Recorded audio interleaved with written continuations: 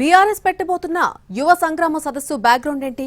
ప్రతిపక్షంలో ఉన్న పార్టీలు ఇలాంటి కార్యక్రమాలు నిర్వహించడం సాధారణమే అయినా ప్రస్తుతం గులాబీ వ్యూహం అంతకు మించి ఉందా? అయితే ఏంటా వ్యూహం? పార్టీ పెద్దలు వేస్తున్న ఆ కొత్త లెక్కలేంటి?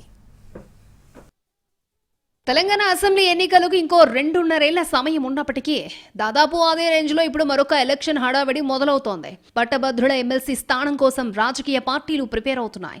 మరో 6 నెలల్లో 2 గ్రాడ్యుయేట్ ఎమ్మెల్సీ సీట్లు ఖాళీ అవ్వబోతున్నాయి.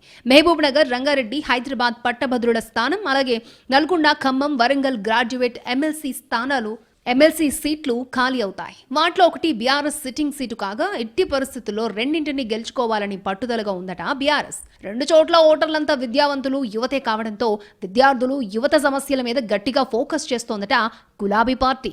నిరుద్యోగులకు హామీ మేరకు ఉద్యోగాలు ఇవ్వాలంటూ ఆ పార్టీ పోరుబాట పట్టబోతోంది.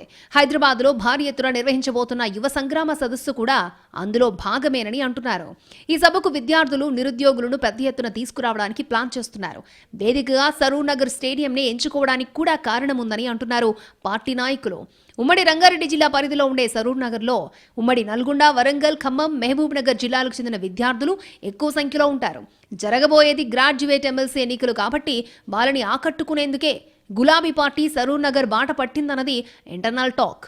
మరోవైపు గతంలో ఇదే స్టేడియంలో అధికారంలోకి రాకముందు యూత్ డిక్లరేషన్ ని ప్రకటించింది Congress party.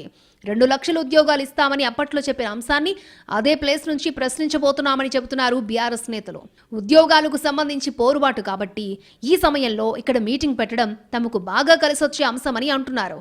Mahabub Nagar, Rangareddy, Hyderabad graduate MLC BRS sitting seat కావడంతో ఎట్టి పరిస్థితుల్లో పట్టు కోల్పోకూడదన్న భావనలో ఉన్నారు గులాబీ పెద్దలు. 2వ సీటును కూడా గతంలో కొద్ది తేడాతోనే ఓడిపోయామని, ఈసారి ఖచ్చితంగా గెలుచుకుంటామని అంటున్నారు. యువ సంగ్రామ సదస్సు ఈ 2 సీట్లకు ఖచ్చితంగా కలిసొస్తుందన్నది పార్టీ లెక్క.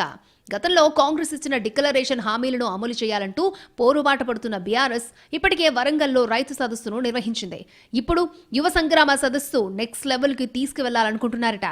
సభ సక్సెస్ అవడం కోసం ఎమ్మెల్సీ టికెట్ ఆశిస్తున్న నేతలకు విద్యార్థులను, నిరుద్యోగులను తీసుకొచ్చే టార్గెట్లు కూడా పెట్టినట్టు తెలుస్తోంది. ఇలా పగిడ్బందీ వ్యూహంతో 2 ఎమ్మెల్సీ సీట్లు కొట్టగలిగితే రాబోయే అసెంబ్లీ ఎన్నికలకు అది మంచి బూస్ట్లా పనిచేస్తుందన్నది బీఆర్ఎస్ అధిష్టానం భావన.